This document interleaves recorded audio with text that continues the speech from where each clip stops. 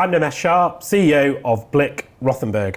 I am delighted to be joined here today by Bob Rothenberg to talk about Blick Rothenberg's rich history and heritage on Blick Rothenberg's 80th anniversary. Thank you, Nimesh. Pleased to be here. Thanks, Bob, for joining me this morning to celebrate Blick Rothenberg's 80th anniversary this year.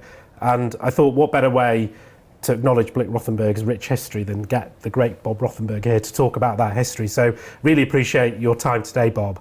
And I suppose what everyone I think wants to hear about is the origins of Blick Rothenberg. How did the firm start all those years ago? Well, thank you for asking me. And I suppose really need to go back to when my father arrived in the UK on the 1st of April 1933, being a refugee from Nazi Germany, immediately telling his parents upon Hitler's election as Chancellor that he didn't think Germany was a place for Jews, and voted with his feet by coming to the UK. His connection with the UK was not great. He'd spent a term on an exchange visit when he was at school, so had a smattering of English, and the only people that his parents knew and had a contact with in this country were a couple where the man was an accountant. So he went to work in this man's office and started what would then have been called articles, started his exams, and in fact worked for that man for the next 5 or 6 years. As he said, he learnt a lot from him, but he was not a very nice man.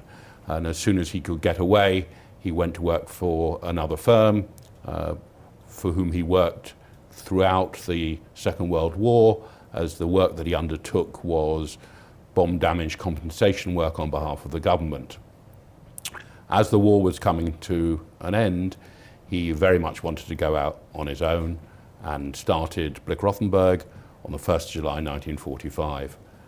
And I think he went into that with sort of his 3 mantras that existed throughout everything he did, which were self-sufficiency, looking after others, and a cultural impact. And that actually is something which I think much exists today still in Blick Rothenberg. Yeah, I think that's right. The 3 core elements that you've just talked about from your father, Bob, those strands of that DNA still very much exist today. I talk about that a lot. I know the people in the firm get sometimes bored of me talking about our values, but it's good to know that the core of those elements are long-standing from your father's setting up of the firm back then. And what was the secret in that time frame from the mid-80s through to the 2000s around that phenomenal level of organic growth, the firm doubling in size? What would you put the success down to? People. The people who were running the firm, not necessarily me, but generally the people who were running the firm, but also everyone else. The individual in the firm, wherever they're doing, whatever they're doing, was always important in leading to the success of the firm. And I still remember, even after my father retired, when he retired as a partner in 1989, he would still come into the office. He came in regularly until a couple of months before he died at the age of 88. And he would walk around the office and he would talk to people, find out what they were doing. And every Friday afternoon, one of his roles, as it were, was just to go around and wish everybody a good weekend and so on. And that relationship with people that we all had together was, I think, one of the keys to enable people perhaps to go the extra mile, to do a bit more, and so on. And all of that was built round, going back to the 3 principles that I spoke about, what the firm was able to do, enhancing those in terms of not just for our clients, not just for the individuals, but for the wider community as well. What was your first sort of memories of real advancement in technology at Blick Rothenberg? I suppose 2 things that really stick out. One was when the firm was still in Fitzroy Square, and I joined the firm in 1977 in Fitzroy Square. Soon after I joined, there was use of a word processor, and there were those who said, "Oh, that can only be for the secretaries to do their typing," and really it was trying to already look then as to what else could it do and what else could we do. So that really hit me, that people were trying to see what else could be done with it, whether it was an aspect of project management or anything, but there was other use of that technology as well. And I think the other surprising one was in 1985 when we moved to York Gate, that the previous tenants, who were the London Brick Company, which had been taken over by Hanson, who ran at the time a conglomerate acquiring companies and then shutting down much of their infrastructure in order to realise profits, they left behind a fax machine. And that was the first fax machine we ever used. And for those in today's world, a fax machine, they don't know what it is either. But this was a real advance to be able to use that. We did realise afterwards that they left it behind because it was really slow, and you needed a fax machine that went through the telephone wires a bit more quickly than that one did. But again, it was then taking that and using that and seeing what else could be done. Yeah, I was so impressed when I joined about the technology stack, and thinking, and coming from a big firm to a much, much smaller firm, Blick Rothenberg back then, the advancement in technology, the investment in technology, how it was used, there was real care from the IT team and all the partners about how we use technology effectively to make our lives easier, but also to service our clients as well. The other point that struck me as well when I joined was around the work that Blick Rothenberg did in its community. The amount of emphasis that it put on the London community, and I suppose maybe this goes back to how your father was supported as well by the local community when he was setting up the firm. But why was community so important to you, and how much time you gave up and let the people of Blick Rothenberg give up to spend on community projects? I would answer that in two ways. One is the right thing to do, and everything I hope that I've done and that the firm does is because it was the right thing to do. The other, though, is really the ability to help others and allow people to develop themselves doing that, with the natural knock-on that developing themselves, becoming a better part of and a more important part of society, they'll actually get clients. And a client is round the corner all the time. You know that. It's not like it was in the 1970s or 80s where you took someone out for lunch and you got a client, but actually clients are everywhere, and the services that Blick Rothenberg are able to provide are services which everybody needs, but it's the way you do it and the relationships you have that are demonstrated by the work you're doing outside the firm as well as what you do within the firm. Yeah, I think it's so important that people do have that world outside of Blick Rothenberg, and again, we really encourage everyone to get involved in not only our charity of the year, which is again is an idea that we took from you, Bob, and has carried on ever since, but also joining various committees, our association now with the Lineal, formerly BKR. Those are all part of our community. It's much broader than just, I suppose, the London charity. It's the tax communities and the ICAW, all those things that have made, I suppose, the jigsaw pieces that make Blick Rothenberg so important today, and giving people time to do that. Yeah, and it is the time. It is the time. Over the years, we have done so much as a firm, and you're continuing to do exactly the same. And it is giving back to society and making, hopefully London and everyone we deal with a better place. Yeah. So, Bob, we talked about inward investment, FDI into the UK, and a number of businesses relocating from their home country into the UK. And again, that's been a real rich history of Blick Rothenberg and the success that we've had, but also the success those businesses have had in the UK. And we continue to work with lots of those businesses, including one where we've just recorded one of our success stories, Miele. So what was your first experience of Miele?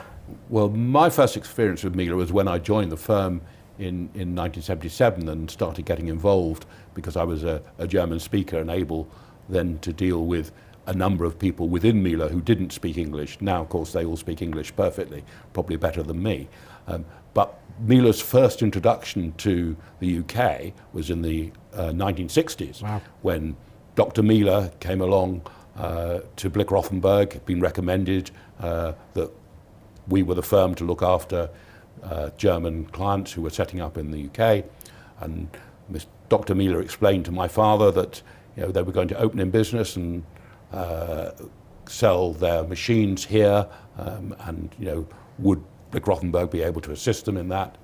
And my father asked them quite naturally, now let me understand your story. You're going to sell machines here that cost twice as much as anybody else's machines, and you're going to be able to be successful with that.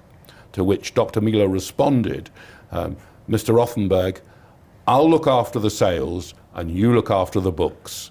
And from then on, we had a very good relationship. And we definitely did look after the books, didn't we? Because very recently, we found in our archives Miele's first set of accounts produced by Blick Rothenberg in the UK, which I believe was presented to Miele at their anniversary. Indeed, that I do remember doing some years later. And clearly, they are now a very successful business in this country and indeed all around the world. But certainly the last time that I looked at it, the UK market was the second or third of their largest markets of anywhere in the world. And whilst we've talked about Blick Rothenberg's history and being quite a traditional firm in some ways, but advancements in technology and pioneering some things as well, I would say we were real pioneers back in 2016.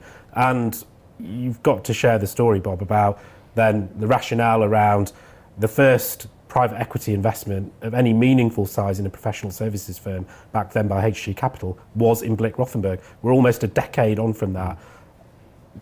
Please tell us about that decision. It's that I can give you a short answer and a longer answer. I'll try and keep it short. I was approached 3 years before 2016, before the transaction in 2016, by HG, who were attracted by the outsourcing work that we did, and felt that that fitted with a model of a business that they already had, which we are now part of, Blick Rothenberg is now part of, in terms of providing services to companies for accounting. And after lots of discussion and understanding what the firm did more widely than just the outsourcing, and lots of discussion amongst partners and others, we felt that actually it would be the right thing for the firm's next stage of development to go into a partnership with others as to how to grow what Blick Rothenberg does positively. And yes, of course, there were individuals both inside and outside the firm who didn't like the idea, didn't think it was a good idea, didn't think it was particularly good for them. And one has to take that into account when making decisions and actually what effects that's going to have. But overall, in terms of the majority of the people within the firm, majority of clients, it was, I think, a successful thing to do, demonstrated by the continued growth of the firm and what the firm's done. I suppose all of that history over the last 9-10 years since the HG PAI ownership, what again strikes me in listening to your story over the last 10-15 minutes, Bob, is actually not a lot's changed. The essence and the values that your father created way back in the 30s, 40s, 50s, and the values that we have today, and all of the real interesting things that the leaders at Blick Rothenberg did around technology, organic growth, and now M&A, I really don't think my strategy's changed too much from your father, yourself, Alfred. If you've got any advice then for me, or maybe the future CEO of Blick Rothenberg, what do you think we should be doing looking forward? Remember those three driving forces of, self-sufficiency, looking after people, and the community. You will get there and continue to grow. And all of that needs to be combined clearly with today's regulation, outside influence, and indeed, obviously, clearly allowing people to make a good living out of what they're doing. Brilliant. Well, look, thank you, Bob, for that advice. And I think this short video, I think many people will listen to this over many, many years to come. And I hope that those three elements that we've just touched on and laboured on actually over the last 10-15 minutes, I think those things will hold true for many years to come. So many thanks to you, Bob, for taking us through the history of Blick Rothenberg and sharing your father's story, your own story, and the story of Blick Rothenberg and its partners. Thank you. Thank you.